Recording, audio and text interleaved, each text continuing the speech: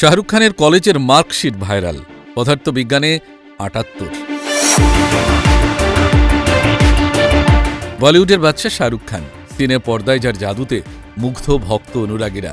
বলিউডের বাদশা শাহরুখ খানের কলেজের দ্বাদশ শ্রেণীর মার্কশিট সম্প্রতি সোশ্যাল মিডিয়ায় ভাইরাল হয়েছে, যা নিয়ে ভক্তদের মধ্যে ব্যাপক আলোচনা সৃষ্টি হয়েছে।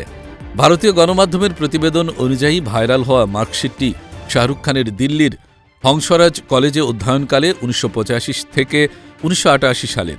মার্কশিটে দেখা যায় অভিনয়ের আগে পড়াশোনাতেও তিনি ছিলেন নজরকাড়া, যা এই মার্কশিটের মাধ্যমে নতুন করে সামনে এসেছে।